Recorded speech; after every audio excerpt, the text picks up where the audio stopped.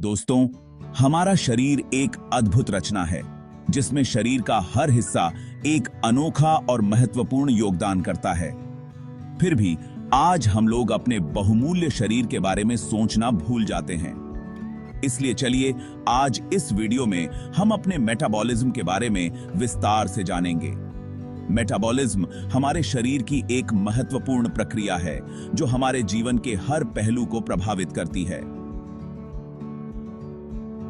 Metabolism वह प्रक्रिया है जिसके माध्यम से शरीर के सेल्स में होने वाली रासायनिक क्रियाओं से ऊर्जा यानी एटीपी का निर्माण होता है। यह ऊर्जा हमें दैनिक कार्यों को करने में मदद करती है, जैसे चलना, दौड़ना और यहां तक कि सोचना भी। इसमें पोषण तत्व जैसे प्रोटीन, कार्बोहाइड्रेट, फैट्स, विटामिन्स और मिनरल्स का उपयोग होता है। ये सभी तत्व हमारे भोजन से प्राप्त होते हैं और हमारे शरीर को स्वस्थ रखने में मदद करते हैं।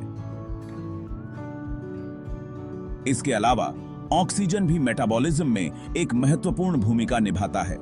जब हम सांस लेते हैं तो ऑक्सीजन हमारे रक्त में प्रवेश करता है और सेल्स तक पहुंचता है, जहां यह ऊर्जा उत्पादन में सहायक होता है।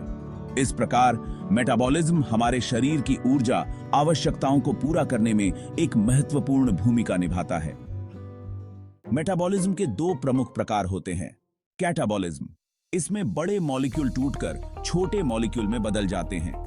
यह एक महत्वपूर्ण जैव रासायनिक प्रक्रिया है जो हमारे शरीर में ऊर्जा उत्पादन के लिए आवश्यक है। इसका उदाहरण है ग्लूकोज का टूटकर सिट्रिक एसिड साइकिल में जाकर एटीपी का निर्माण करना।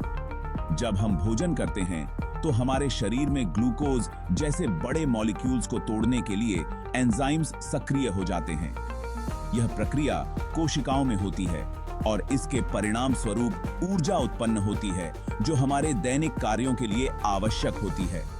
कैटाबॉलिज्म के बिना हमारे शरीर को आवश्यक ऊर्जा नहीं मिल पाती और हम थकान महसूस करने लगते हैं। इसलिए यह प्रक्रिया हमारे जीवन के लिए अत्यंत महत्वपूर्ण है। अनाबॉलिज्म, इसमें छोटे मॉलिक्यूल आपस में मिलकर बड़े मॉलिक्यूल का निर्माण करते हैं। इसका उदाहरण है ग्लूकोज का जुड़कर ग्लाइकोजन बनाना या फ्री फैटी एसिड और ग्लिसरॉल का मिलकर ट्राइग्लिसराइड बनाना।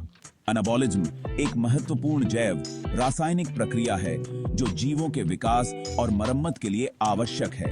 यह प्रक्रिया ऊर्जा की खपत करती है और इसे एंडरगोनिक प्रक्रिया भी कहा जाता है।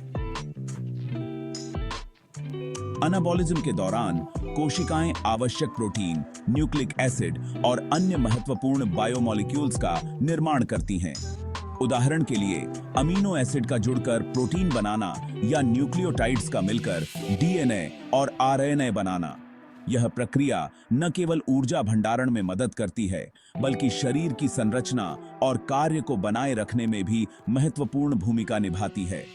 अनाबॉलिज्म के बिना जीवन की निरंतरता असंभव है। इसलिए हमें ये बात भी जानना जरूरी है कि व्यक्ति का शरीर पतला, मोटा या सुंदर दिखना मेटाबॉलिज्म पर निर्भर करता है। याद रखें, एक स्वस्थ शरीर ही एक खुशहाल जीवन की कुंजी है। अगले वीडियो में हम और नई जानकारी देंगे, इसलिए वीडियो को सब्सक्राइब, लाइक और शेयर करें।